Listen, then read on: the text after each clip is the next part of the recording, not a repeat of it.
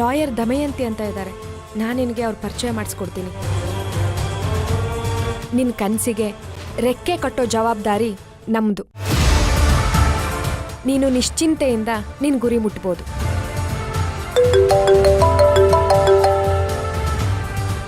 ತಾತ. ಹಲೋ ತಾತ. ಸೂರ್ಯ, ಈಗ ಭೂಮಿ ಹತ್ರ ಮಾತಾಡ್ಬೋದಾ? ಅವಳೀಗ ಸಮಾಧಾನವಾಗಿದ್ದಾಳ?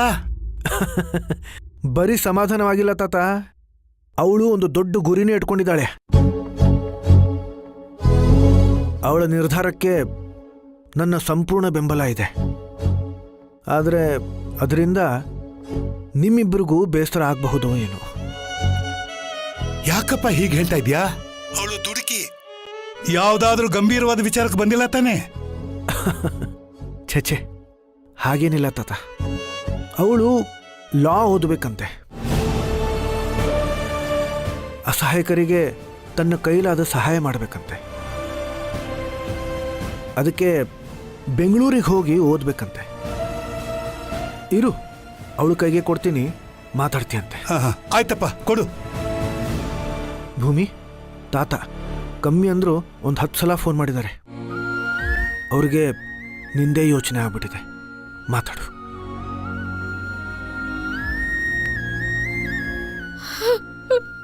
ಹಲೋ ಹಲೋ ಯಜಮಾನ್ರೆ. ಭೂಮಿ, ನೀನು ಕಂಗೆಟ್ಟು ಕೂತ್ಕೊಳ್ಳೋಂತ ಹೆಣ್ಣಲ್ಲ ಅಂತ ನನ್ಗೆ ಗೊತ್ತಮ್ಮ. ಓಡ ಹುಟ್ಟಿದ ತಮ್ಮನಿಗೋಸ್ಕರ ಎಂಥ ನಿರ್ಧಾರ ನೀನ್ ತಗೊಂಡಿದ್ದೆ. ನಿನ್ನೊಳಗಿರೋ ಆತ್ಮವಿಶ್ವಾಸ ದೊಡ್ಡದು ಕಣಮ್ಮ. ಏನೋ ಕೆಟ್ಟ ಗಳಿಗೆ ಆಗಬಾರ್ದಾಗೋಯ್ತು. ಈಗ ನೀನ್ ತಗೋತಾ ಇರೋದು ನಿರ್ಧಾರ ಅಲ್ಲಮ್ಮ, ಜವಾಬ್ದಾರಿ.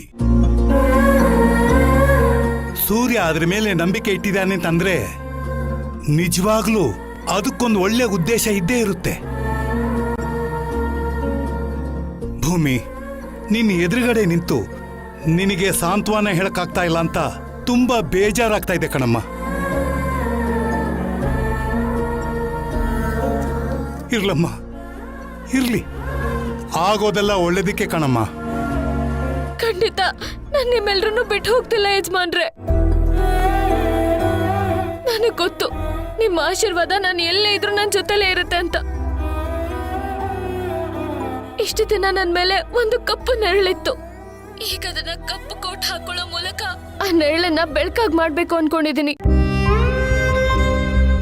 ನಿಮ್ ಬೆಂಬಲ ಯಾವಾಗ್ಲೂ ಹೀಗೆ ಇರ್ಲಿ ಯಜಮಾನ್ರೆ. ಅದು ಯಾವಾಗ್ಲೂ ಇದ್ದೇ ಇರುತ್ತೆ.